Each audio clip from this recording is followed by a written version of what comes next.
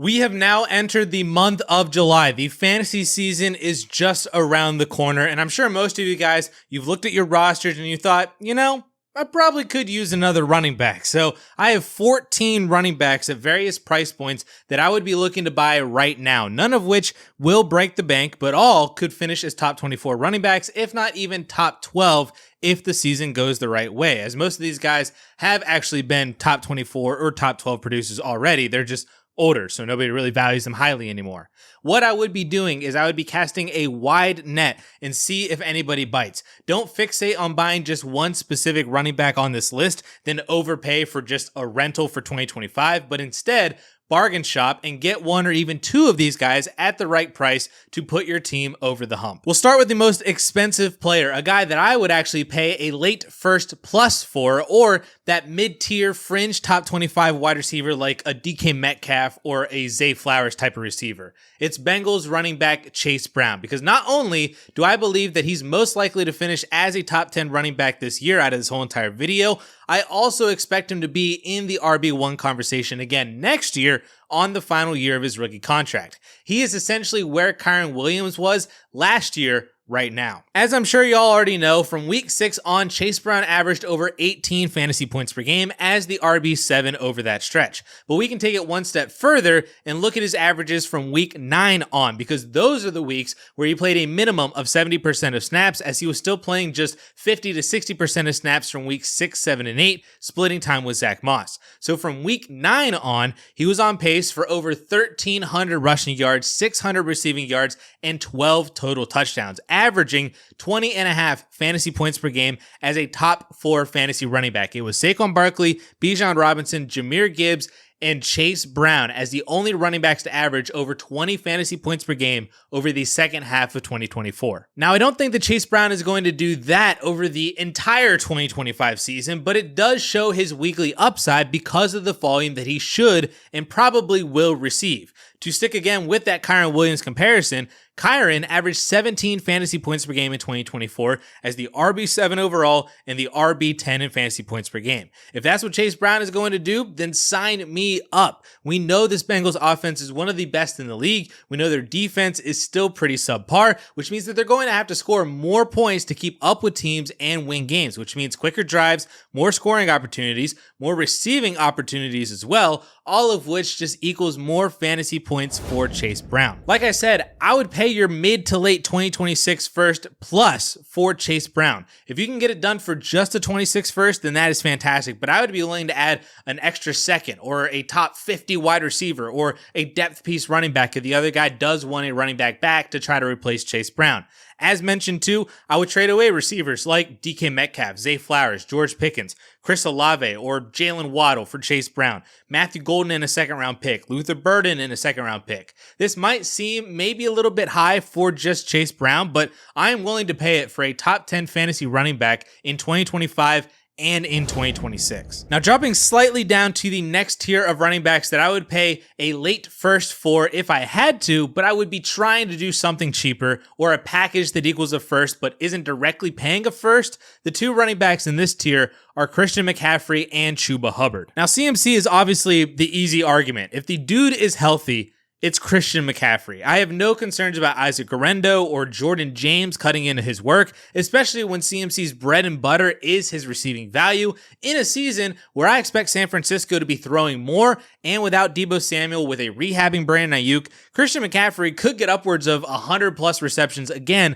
like he did multiple times in Carolina. I have literally zero concerns about Christian McCaffrey's role or usage in 2025. It's literally just all tied to the fact that he just needs to stay healthy, which at least according to pretty much every report out of minicamp and a photo of him next to Bijan Robinson, Christian McCaffrey is very healthy right now. Listen, I understand if you don't want the headache that would come with rostering Christian McCaffrey and just constantly being worried that he's going to get hurt again and lose more dynasty value, maybe even Todd Gurley his way out of the NFL. But I also think that his value is low enough right now to make sense still paying up for a late 2026 first for the bet that he plays 14 plus games this year and hopefully next year. And if he does stay healthy, there's pretty much no way that he's not a top 10 running back, if not even top 5, let alone the fact that he could just be Christian McCaffrey all over again. Now, the other running back that I mentioned is Chuba Hubbard, who's been a favorite of mine pretty much all offseason because despite finishing last year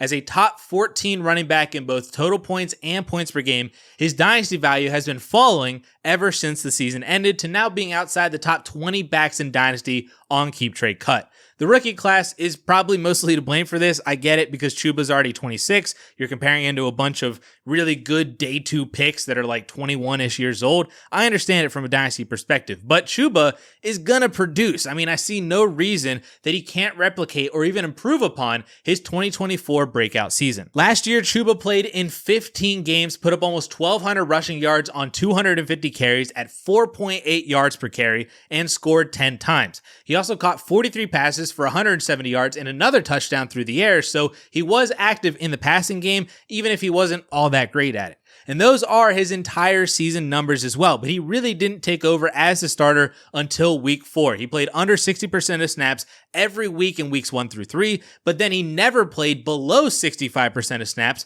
from week 4 on, and he really averaged more like 80% of snaps every single week. So from weeks 4 through 16, Hubbard was on a 17-game pace of over 1,400 yards, 14 touchdowns on 300 carries. Plus, he had his other 48 dump-off receptions for another 150 yards and a touchdown. So we're looking at a dude who last year was producing more like a 1,500 yard and 15 touchdown guy on 350 total touches. For reference, that really isn't much different than what Kyron Williams, Jonathan Taylor, and Josh Jacobs did all last year, and Chuba was doing that from week 4 on. I don't care at all that they added Rico Dowdle. He is strictly a backup running back. I don't care at all that they drafted Trevor Etienne. He is the backup to the backup. Chuba signed a 4-year extension. He has shown this coaching staff the ability to command a large workload, be very successful with that workload, and stay like 90% healthy while doing so. He strained his calf over the last 2 weeks, so he missed those final 2 games, but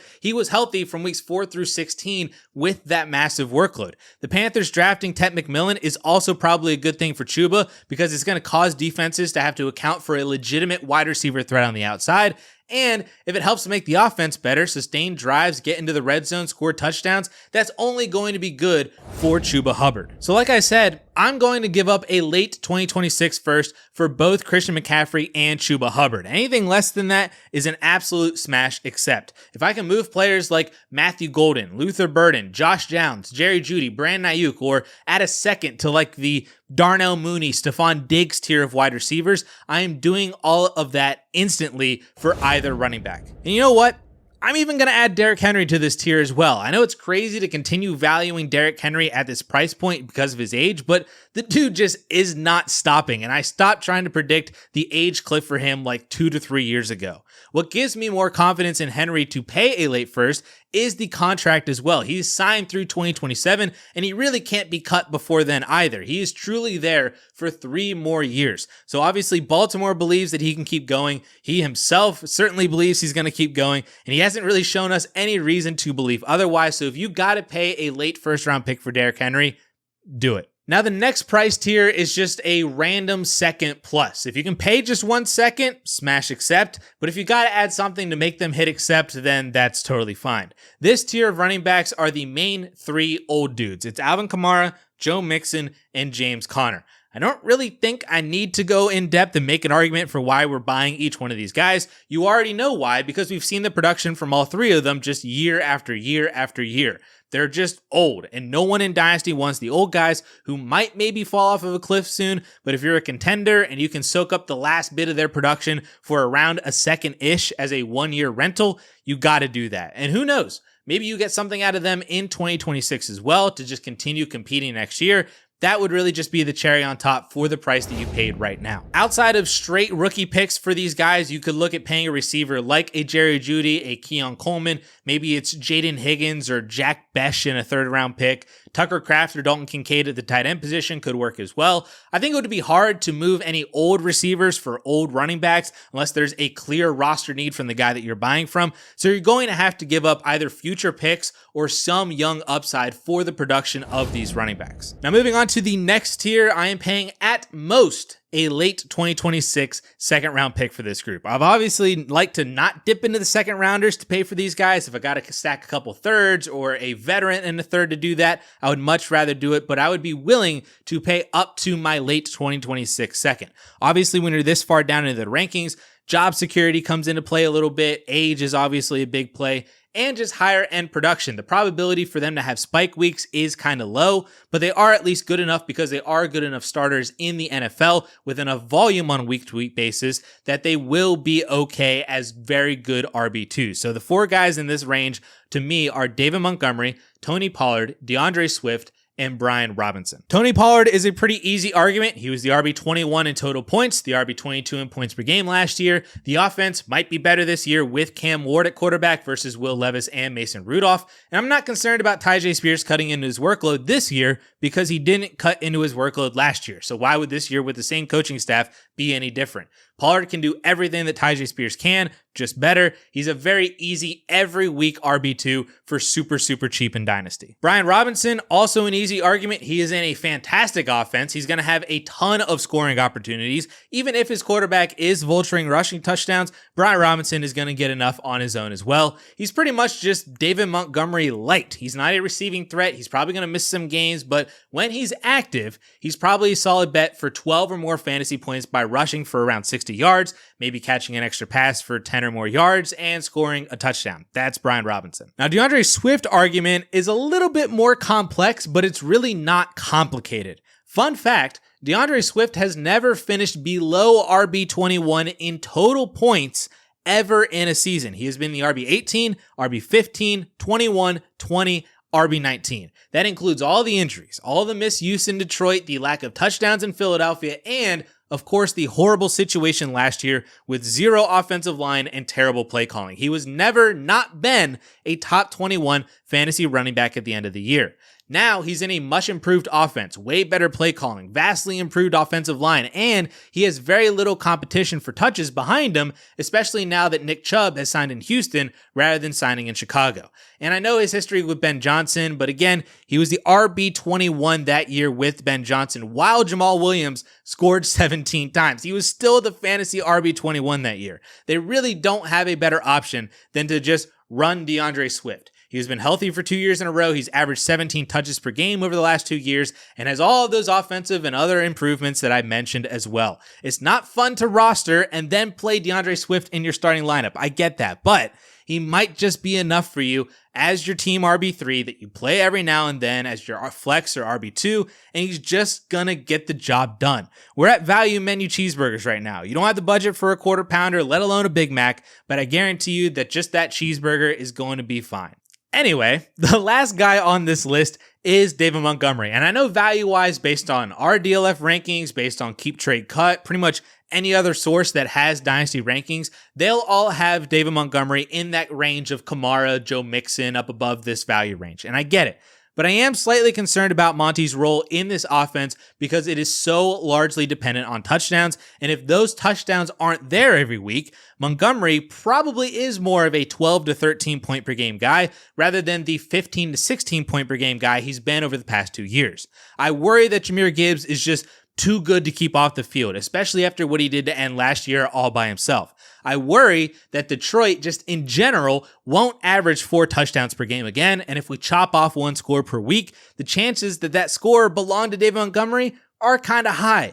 I also worry that the loss of Frank Ragnow on the offensive line and a possible loss of just O-line efficiency and rushing ability from this offense in general is really bad for David Montgomery, especially when he's not really agile or super quick to do something on his own. That is really more of a Montgomery issue. That's not really a Jahmyr Gibbs issue. So I understand why David Montgomery still gets ranked as a top 25 Dynasty running back, but I have enough concerns that I'm not willing to pay Alvin Kamara or Joe Mixon value to go up and get him. And that means that I probably can't really buy David Montgomery cheap, but I'd rather pay for Tony Pollard or DeAndre Swift or Brian Robinson for cheaper prices than to add more to get David Montgomery. If I can pay the same price for Tony Pollard or David Montgomery, I'm probably paying for David Montgomery. But if I'm having to add more, just give me the guys for cheaper. So my ideal trade scenario for these guys is multiple third-round picks or that fun veteran player plus another third. If I have to pay what I believe to be my contenders late 2026 second,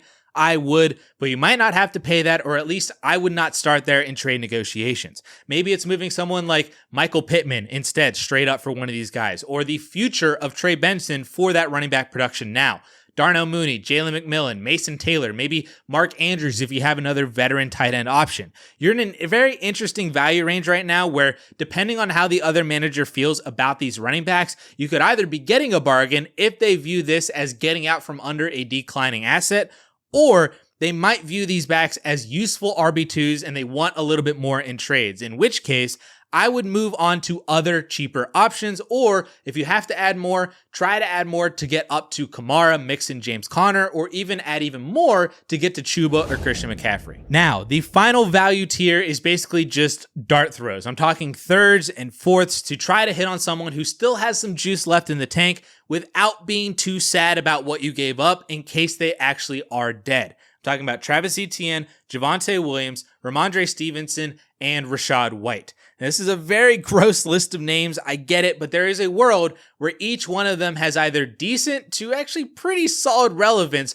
for fantasy football in 2025. Rachaad White might be more of a handcuff than anything now behind Bucky Irving, but he probably will be very startable even with Bucky healthy if you are that desperate. There were multiple weeks at the end of last year when Bucky Irving was absolutely killing it that Rachaad White was still just fine. From weeks 10 through 17, White averaged 14 touches per game and scored 5 times. He was and will probably still be heavily involved in the receiving game, and if anything were to happen to Bucky Irving, as we saw in week 14 last year, White is a top 15 running back as the full-time Buccaneer starter during those weeks. He is basically just a discount version of Zach Charbonnet or Jalen Warren or Tyjae Spears, all top 40 Dynasty running backs on Keep Trade Cut, while Rachaad White is just chilling down there at RB50. Ramondre Stevenson also looks like he is on his way out in New England after drafting TreVeyon Henderson, but this could be a more two-headed backfield with Ramondre as the more ground and pound kind of guy and TreVeyon as the flashy big play guy. Essentially,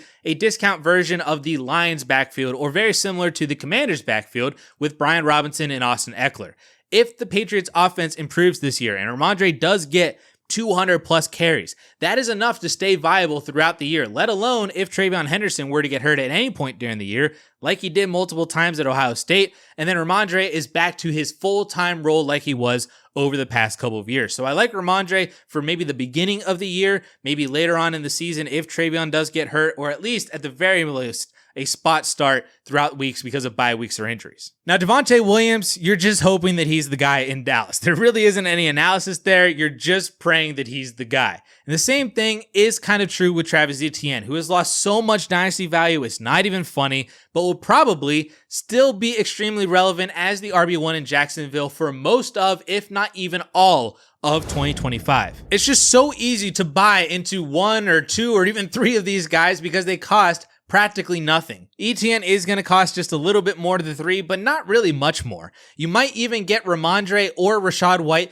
as a throw-in in your next trade rather than just buying them outright. If you are buying them outright, though, I would be staying in the 2026 thirds and fourths, or move your wide receiver bench guys like a Marvin Mims, Xavier Legette, Adonai Mitchell, Hollywood Brown type of receiver. Those kind of names for these running backs I think are okay to move on for the upside shot that these guys are kind of relevant, or again, at the very least, they're just helpful throughout the year in case of bye weeks or injuries. I would also like to remind everyone to not forget about stashing handcuff running backs, as many as you possibly can on your roster. They are the easiest types of players to buy right now to have an actual impact on your 2025 season, because nobody cares about these handcuffs now because they're just backups. But as soon as injuries start piling on and bye weeks start hitting you, these guys become very important. Take it from a guy whose seasons have literally been saved by the likes of Kalen Ballage, Devontae Booker, Giovanni Bernard, Zach Moss, Deion Jackson, many others. You need to have these guys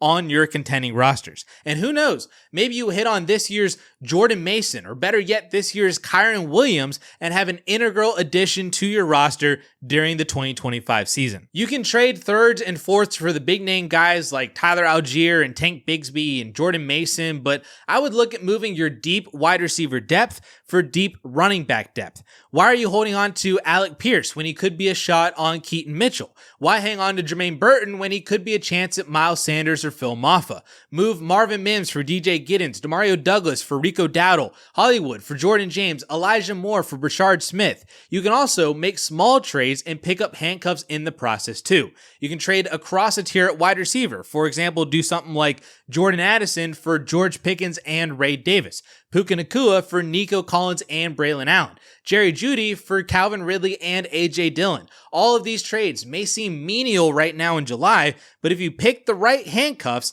they could have huge impacts in October, November, and December. So remember, this whole video was to outline the different running backs that I like to buy in Dynasty right now and the general price points to buy them for. But you need to be casting a wide net and shop around in your league with every manager, because just because I said you could buy Joe Mixon for a couple of seconds doesn't mean that your Mixon manager in your league is selling for that or even selling at all. So shop around, be willing to say no to expensive prices, but also ready to say yes when the right deals come along. Running backs in Dynasty are a quantity over quality game, and you might be able to pay a similar price for 2 running backs on this list versus just 1, like paying a second and a third for both Tony Pollard and Brian Robinson versus just 1 Alvin Kamara. And that might make more sense to have that guy fill in your flex spot, but then also having the depth to survive injuries and bye weeks. Trading in Dynasty is very, very fun, especially at this time of year. So go make some trades, and we'll catch you guys in the next video. Peace.